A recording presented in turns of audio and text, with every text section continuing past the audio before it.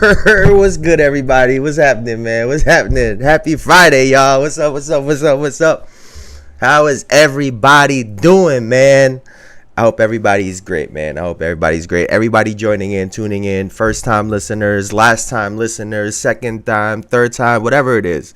I appreciate y'all, man. But let's get right into it. Story time, as always. I haven't taken the sign down, so I think it's probably right that I fill y'all in a little bit on some, what we've done for my birthday so far. So Wednesday was a pretty normal day. Ran in the morning. That was the top of the list. Trying to get back on that. Haven't ran the last 2 days. Why did I just go into a thread over multiple days over health? It was good, Elijah. Hi, Mom. Hey, man, you'll see in a second. You'll see in a second, man. You'll see in a second. But we had seafood boil on Wednesday, y'all. Seafood boil. Oh my God, dog. It was so good. I was so full. We had snow crabs. We had snow crab legs. We had a Dungeness crab, some shrimp. It was fantastic. It was unbelievable, yeah. We running it. Yeah. Thank you, bro. Thank you. I appreciate you, bro. I appreciate you. So we had some banging ass seafood on Wednesday. It was fantastic. We had a great time. Yesterday, we went to it's like a hot spring. It's like a hot springs pool spots. They have like 40 something different pools that mimic different types of pools across the world, like sulfur pools, magnesium pools. So they're different temperatures. So outside of it just being a vibe, it's actually really good for you. We were having some drinks last night. There was a cold plunge. That was the main thing that I wanted to do. And on the way over there, right, I had the worst headache, y'all. I had the worst headache heading over there. Honestly, I almost didn't want to go. Like, no bullshit. I almost didn't want to go because my head was just killing me. So when we got there, I told Sam, I was like, babe, I got to go and get in that cold plunge immediately. That's the first thing. That's how I want to start this whole thing, right? We're waiting for our friends also. But so we're walking around, find the cold plunge. It's 55 degrees is the temperature in the cold plunge, right? And honestly, I didn't even think I would last a minute. The first time I sat in there was like some other women that had just left it. They're like, yeah, go. So they were cheering me on along with Sam. I was in that motherfucker for 2 minutes, y'all. 2 minutes. Immediately, headache was gone. I felt great. So met up with our friends because they had just come in. We had some drinks. We were going through all the different pools, just chatting. And at one point, y'all, we was at this one pool. It was just the four of us, and then there was another couple in front of us that was just chilling.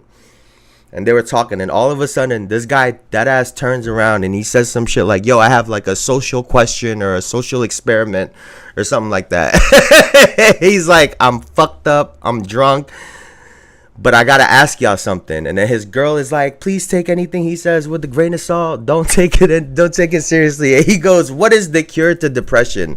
Like it's a TED talk. He's asking each and every one of us, right? And Sam was like, well, there's different, it depends, right? And this guy goes, no, there's a cure. There's an answer. And I'm like, there's a pill? There's something you could take? He goes, no, it's a decision. That you can make a decision to not be depressed and be happy. And the guy was a vibe. We were talking. It was great. Sam said he should be a stand-up comedian. He was talking about wanting to do content. It was great. It was just a dude that was talking drunk, and it was fun because there really was something in there in the middle of all of that stuff. And then towards the end, I wanted to hit the cold plunge again before we left. And I ended up... There was two other guys in the cold plunge, small as hell. And I thought one of them was military because he was coaching this dude through it. But he be hitting her with some shit with they be like, He really was. He was in his bag and she was letting him rock. So I was like, this is lit. I loved y'all two. So I get into cold plunge and there's two guys there. I thought one of them was military because he was coaching the guy. He's like, all right, you got to breathe. He's like, you got to move your wrists. You got to move your ankles. I was like, oh shit, this guy is legit. But I swear on everything, him talking helped me through the cold plunge. Bruh, when I tell you, we sat in there for like 4 minutes because of this guy. We sat in there for 4 minutes and then he was like, run to the hot water. I thought I was in the military, dog. I thought I was running to the water. We're running into the hot water. It's like 100 degrees, 98 degrees. Get in there. He's like, all right, let your knees touch the floor because there's like rocks on the floor and shit. He's like, yeah, stretch out. I was like, yo, what is happening right now? Sam and our other friends left me, mind you. They left me. They're like, all right, you go do your thing, Jason. They fucking left me. They was out of there. So we did that. I was just talking with them. We went back in the cold plunge, back in the hot one time. And then I was like, all right, guys, I'm going to go find my group, y'all. I'll see y'all later. But at the end of the night, I felt amazing.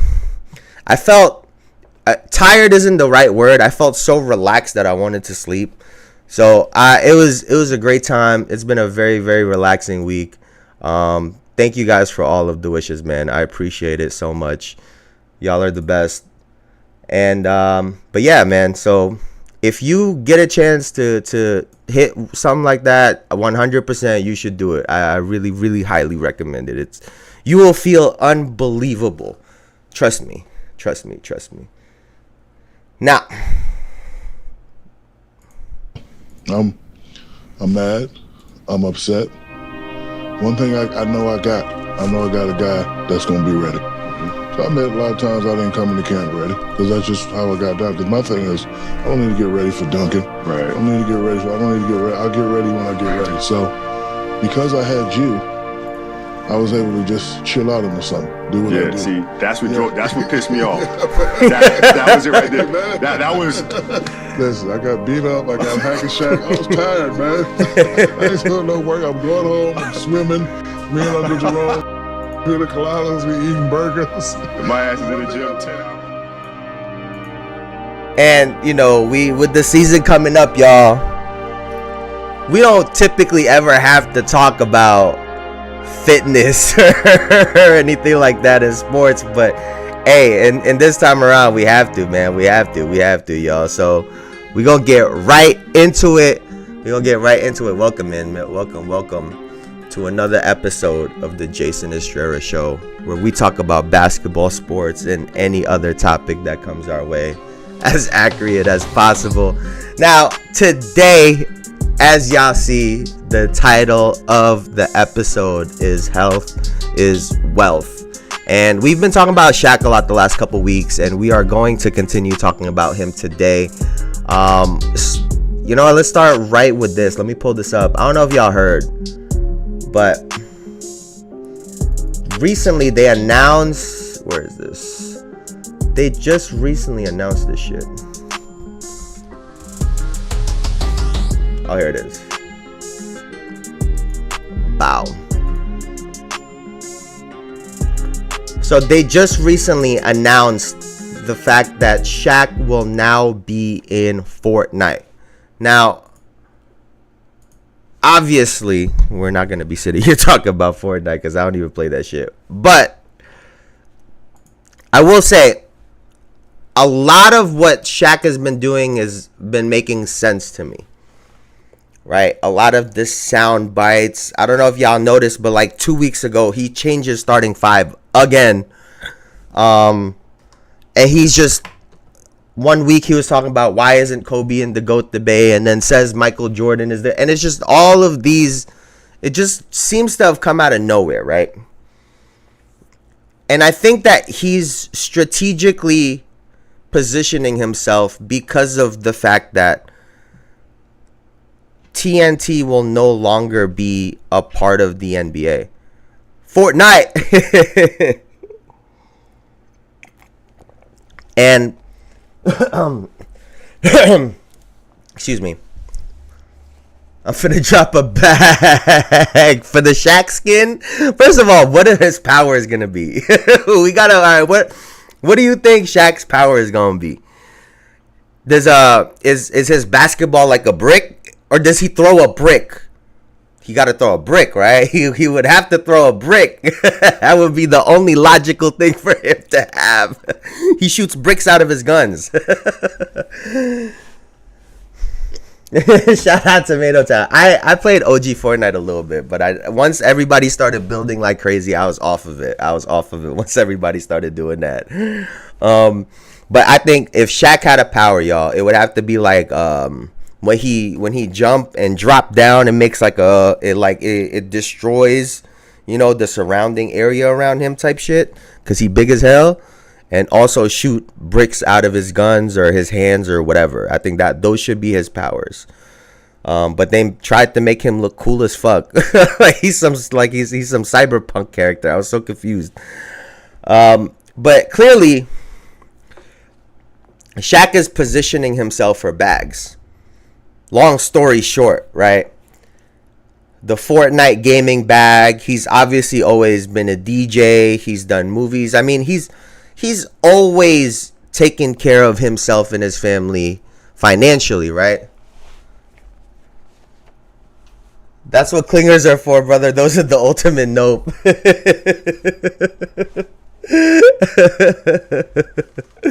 Oh, shit. But, you know, I genuinely think that the Rudy Gobert comments, that everything that he's been doing has been to push all of these businesses that he has, the podcast. Him getting it ready this summer, I think literally just positions it so that over this year going into next year, if he doesn't already have a sponsor, or he'll get a different sponsor or a bigger bag. And I think that's exactly what he's doing. I don't think anything is by accident. He's been popping out a lot recently. And he's always been a funny guy, so it falls right in line. He's not doing anything out of his character. So, you know, I think it's really smart what he's doing. I think it's very, very smart what he's doing. Now, to look at the other side of it, right? We've always heard what Shaq has to say about.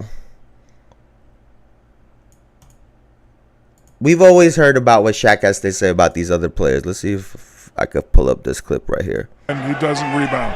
He just look. Like, I'm not the greatest athlete ever, but I know a look when I see it. In every sport, I know a look. Tiger Woods had that look. Jack Nicholson had that look. You know what I'm saying? Like, he just doesn't have that look, and he doesn't rebound. He does not rebound. I'm sitting there and I'm watching because, you know, Charles is on him because, you know, that's Charles's category. I don't want to be on that hard, but he's not ready. I was just like him, so I don't want to sit up here, you know, like I was just like that, but, you know, people used to, like, pull me to the side. Yeah. And I was very disappointed. As a youngster, Charles talks about this all the time.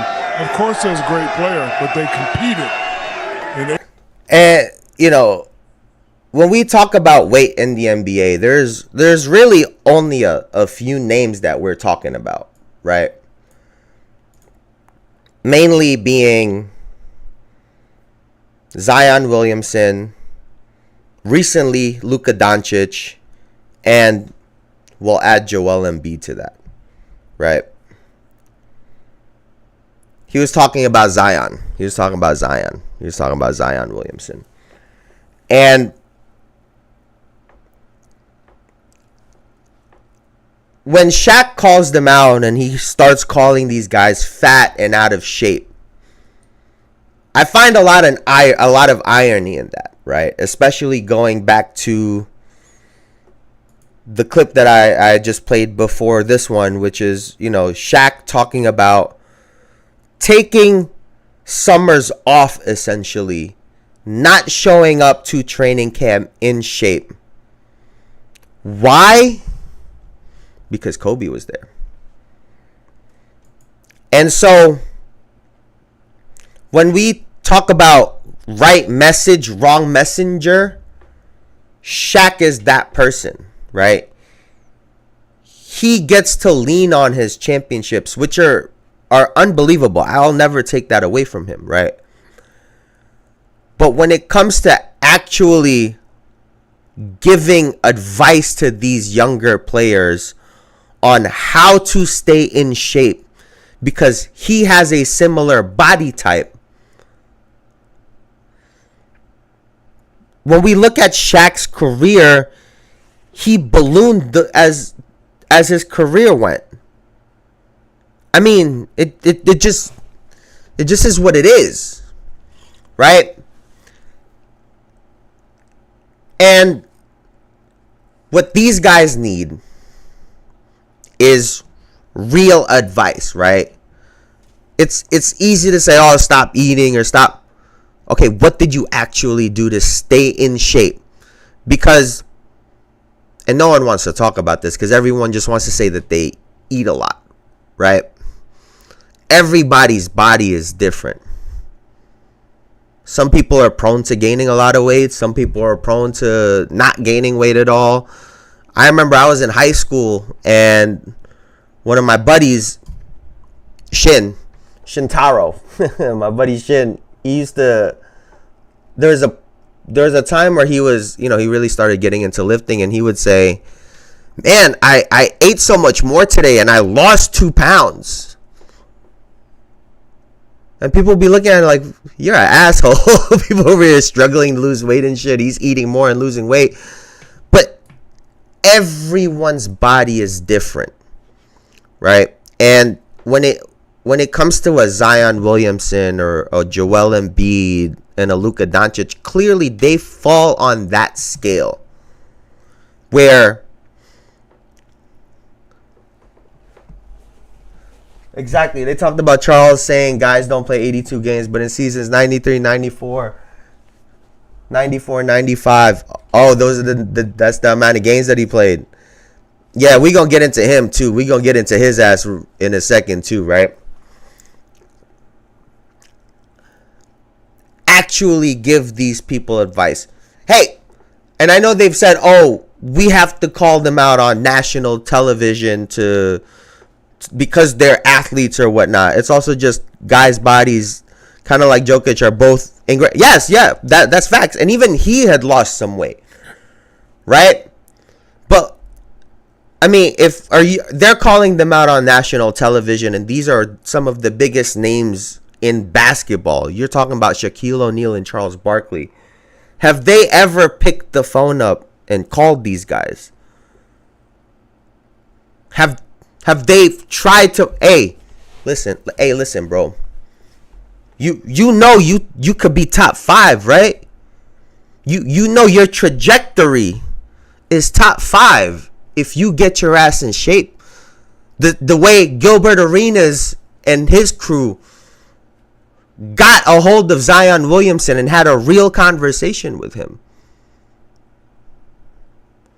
Granted, it was on camera, but they sought him out.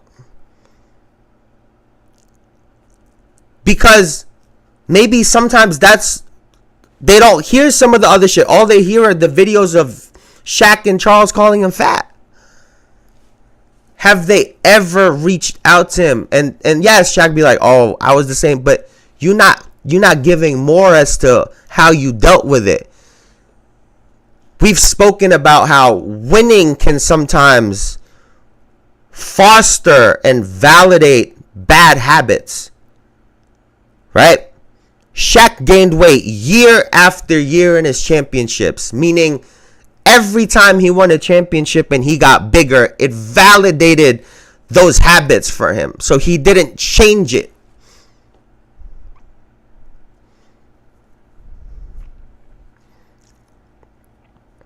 And when we get into Charles Barkley,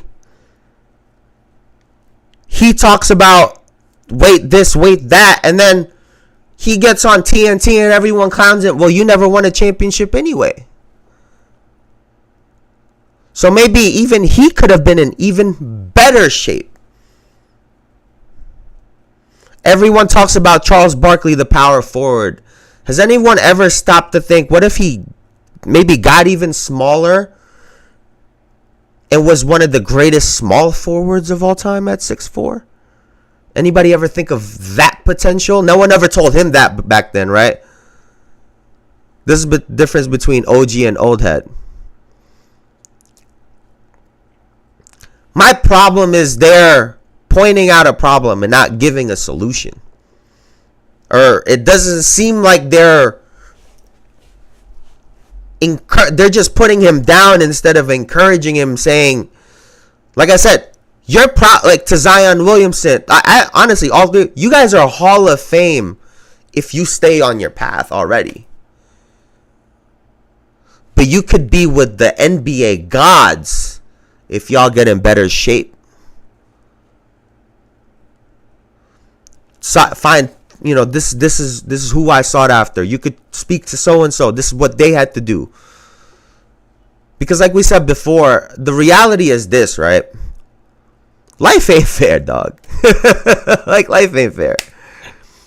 And maybe for Embiid, a Zion, and a Luka, they can't do the same amount of work as everybody else because, like I said, maybe they're just prone to gaining weight. The reality is they're going to have to go that extra mile just so their bodies can look the same as somebody that's just going in there a couple hours a day working out. We've all seen people like this.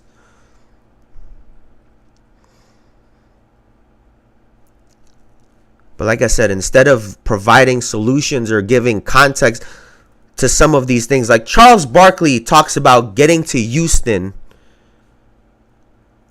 and having a real chance of winning a championship. And guess who showed up not in shape to Houston? Charles Barkley did. So I think they need to watch some of the things that they say and really provide perspective, because there's some people that just eat this shit up, right? And no one's ever had this conversation with Shaq. I'm sure of it, right? Like we talked about, Shaq didn't train because in his mind, he said over there, he didn't have to train to dunk or do the things that he did. He wasn't incentivized to be in better shape because when he was in better shape when he was younger, they didn't win. But when he got bigger and gained weight, they won in LA. But has anyone ever put it to Shaq like this? You are the most dominant player that we have ever seen. I mean, people could talk about Wilt Chamberlain, but I think Shaq is different still. His body, his physicality, that's what makes him different. But has anyone ever talked about, hey Shaq, if you had stayed in shape for longer in your career, you might have more championships and you might be the actual GOAT.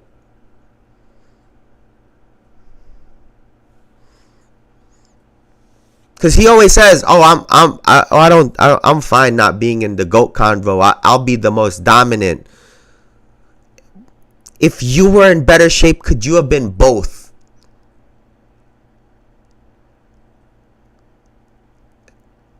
And he admitted the fact that he was able to take a step back and not have to be in shape at the beginning or even most of the year because he had a guy named Kobe Bean Bryant. Do you know who Zion, Luka, and Joel Embiid don't have? It's a Kobe Bryant. All of these years we've talked about Kobe needed Shaq. Kobe wouldn't have won those 3 championships without Shaq. Well, would Shaq have won those championships without Kobe?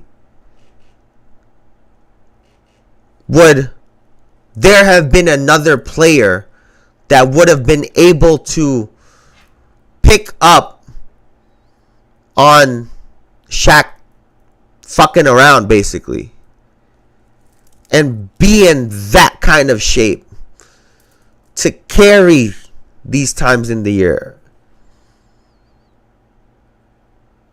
Do we not give Kobe enough credit for those years in LA? Because Shaq said it himself. He showed up not in shape because he knew he had Kobe Bryant. And unfortunately, like I said, none of these guys have him. Now, with all of this talk about weight and health and fitness, I don't know if y'all saw, but both Zion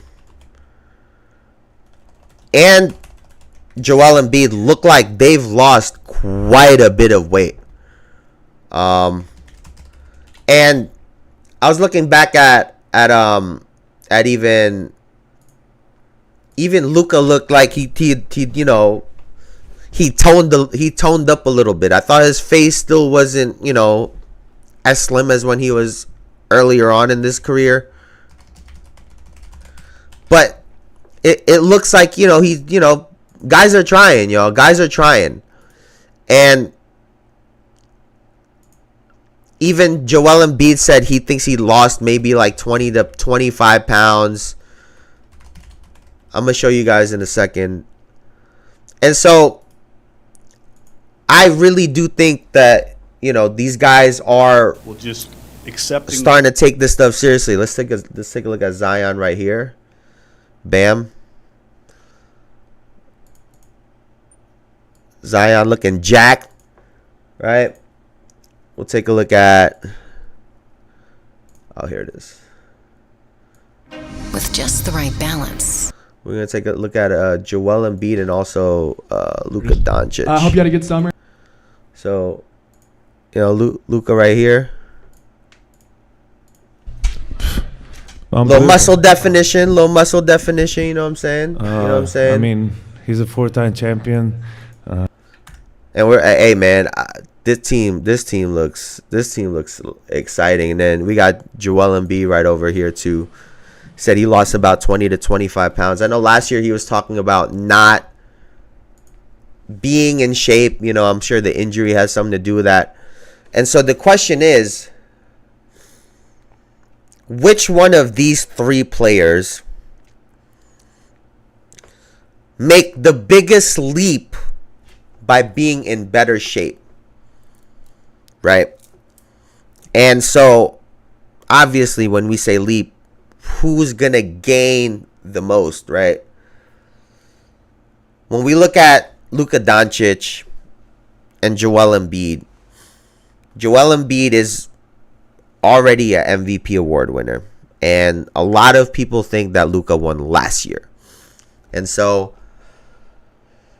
them being in better shape and all of a sudden being MVP candidates or contending championships, I don't think is a massive leap. I think a player like Zion Williamson, who has never been to the playoffs and has never had any of these accomplishments, I mean, if what we saw against the Lakers in that play-in game at the end of last season is any indication of Zion Williamson, that guy is potentially an MVP candidate.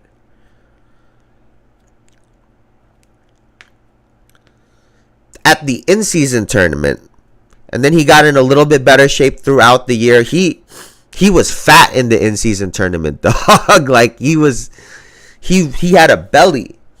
And he looked better as the season progressed a little bit. And if he didn't get hurt, he probably would have made his first playoff appearance. But obviously that's not the case. I do think that Zion has the most to gain. Because I think that Luka and Joel, they're already at the tip of the iceberg damn near. Being out of shape, they're at the tip of the iceberg.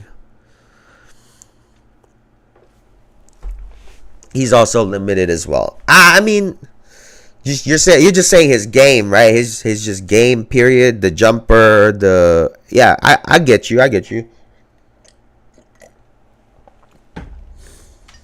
But I don't know, man. He looked different when he in shape. And like I said, I think he's potentially an MVP candidate in shape for an entire season. Now, Joel Embiid also spoke about taking a bit of a step back this season, allowing Tyrese Maxey and Paul George to kind of figure their way through, and he's sort of the safety net of the team. So maybe his numbers will suffer. And then we look at Dallas Mavericks, who I'm going to just say right now, man, they look scary, dog. Like, I'm not going to lie to you. The fact that most of their team has stayed together, and you add a Klay Thompson, which, by the way, we talk about in shape. Klay Thompson has been looking great. Like, he looks like he's in incredible shape right now. And he spoke about wanting to get more championships. And so I think all of those things put together could potentially lead to Zion maybe really going on a tear this year. I really do think that he could go crazy this year. Because he was really great last year when he was healthy and he was in shape. So I do think that he has the most to gain because he's the one that hasn't accomplished anything yet. Right? So I think he can take the biggest jump. Now, let's go to the Dallas Mavericks, man. We'll talk about the Dallas Mavericks real quick. Like I said, you have a team that has pretty much been together, right? And you add a Klay Thompson. And the question being, how much can Klay Thompson impact this team, right? And when he was leaving, some of the talk was, oh, maybe he wants to prove himself away from Steph and Draymond as an individual, or, you know, he just kind of wants to get away from that. And I think Klay is smart enough to know that he's older and isn't young to the point where he can really go out there and be dominant on a team and really change his game in that way. So the way he could trash talk Steph and Draymond would be to win a championship, to have one more ring than them two. He would hold that shit over their head. I swear to God, man. Like, I don't think they would ever hear the end of it if he gets more championships than them. Even if it's one more, they will never hear the end of it. And a lot of what Klay Thompson said was, I just wanna take some pressure off of Luka Doncic and Kyrie Irving. And I said, oh shit.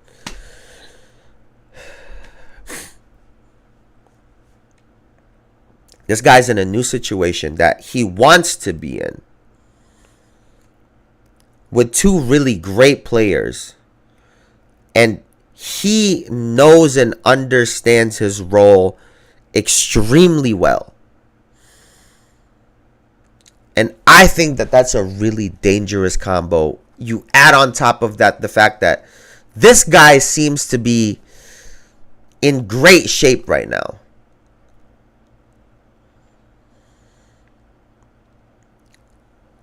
I think it's a really, really scary combination.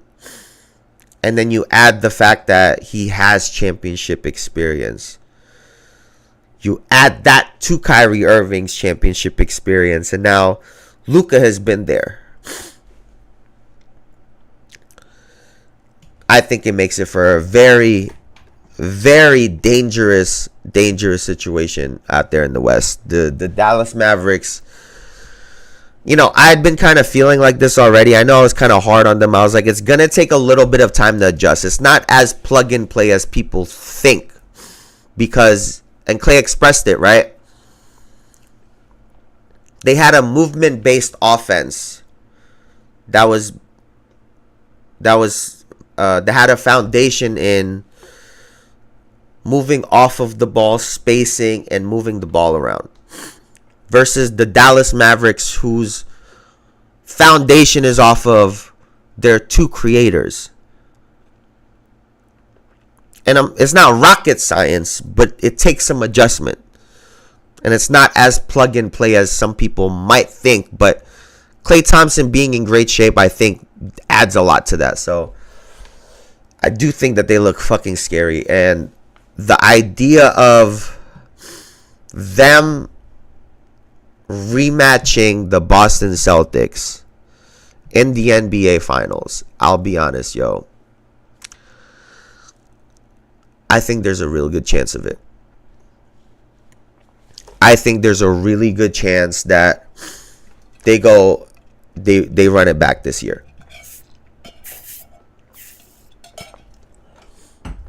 Now, let's talk about Joel Embiid. Like I said, he was talking about taking the back seat. His whole focus this year is to be healthy for the playoffs, right? And how far can they go? Because last, what was that, June, right? He was giving my New York Knicks 50 on one leg plus 25 pounds. Averaging 34 like 0.7 or 0.8 or 9 last season, by the way. I think some people forget that. Everyone just remembers Luka's 37 when Embiid was 34. Excuse me. And so him trying to make sure that they can get the confidence and the rhythm with Tyrese Maxey and Paul George, I think is a great sign. Executing it is a totally different thing. But it's a great sign because I think Joel Embiid realizes and understands that when it's time for him to dominate and take over, it's like everybody move the fuck out the way. like that's essentially what it is. He was waving, he was getting the ball, waving everybody off, handoffs, pick and rolls. He was controlling everything. He just couldn't fucking run. And so the idea of that is also scary, but we have to see it. We have to see it. We haven't seen him healthy through a playoffs yet. We're yet to see that. So that is something that, we're super excited about as well too. I would love to see him healthy in the playoffs. But moving right along. Oh shit. This was crazy. Hold on, y'all.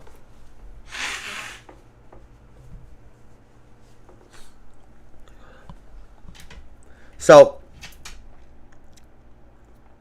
we're moving along to the WNBA now. And Nike is facing some backlash for posting about Caitlin Clark. And I guess some of y'all just be on the internet a lot because folks have noticed that this is the first time that they had tweeted or said something about Caitlin Clark.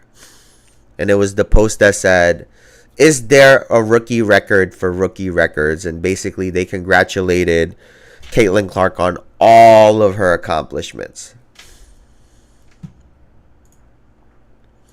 And again, the internet proves that all these narratives in the media is bullshit, right? Because if they would have been promoting her and talking about her and posting about her all year long, then they're glazing. And if they don't post a whole lot about her for whatever reason, then they're neglecting her. And now if they start posting about her, oh, you're only doing it because of what so-and-so said, even if this was already part of the plan.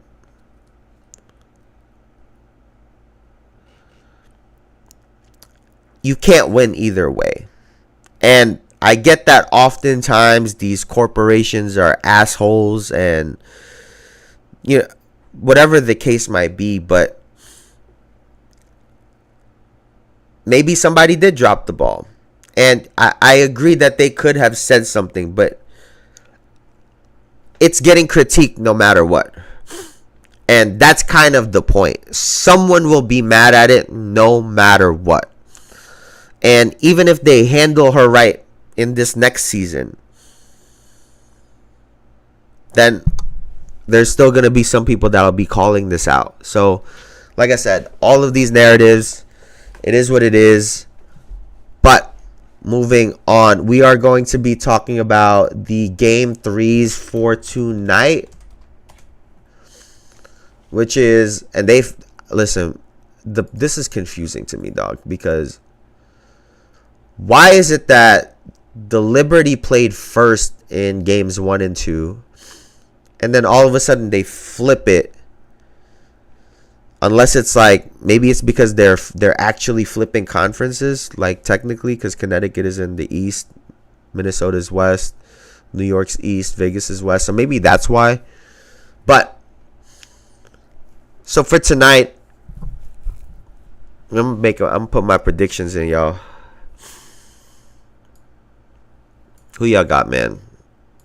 Because I'm going with my New York Liberty. New York Liberty taking this shit tonight. I think they sweep the Aces regardless of what Asia Wilson and company does, because I think the Liberty can figure it out. I think they can figure out the puzzle piece, the puzzle on a given night. And so I have complete faith that the Liberty will be able to close this out in Las Vegas at that, right? Away, and, you know, punch their ticket in for their second consecutive WNBA finals. And then when you look at the other side, both games have kind of been, they've gone 180, right? And so Connecticut can win tonight, but I don't think it was a great look that the Lynx won without a great game from Napisha Collier. Now, I had Minnesota winning this series, so I'm going with them winning tonight, because if they lose tonight, then I think it'll be really tough. But I do have the Minnesota Lynx taking the lead in this series 2-1. You could book it. That'll do it for me for now, man. My allergies are fucking have been kicking my ass all week. I'm stuffy as a motherfucker. I'm sure y'all can hear it. So that's going to do it for me. I appreciate y'all as always, man. I appreciate y'all as always for coming and hanging out with me. Y'all are the greatest. The season is right around the corner. Preseason starting today. There's a game earlier. Some weird shit happened. I actually don't even know what happened with the game. So we'll talk about that on Monday. But for now, that'll do it for me. I appreciate y'all, man. Y'all could have been anywhere on the internet, but y'all were here with me. And that really means the most to me, man. Thank you so much for hanging out. I'll see y'all Monday. Y'all have a great weekend. Elijah, you're the greatest. I'll see y'all later. Peace, peace, peace, peace, peace. Thank you, guys.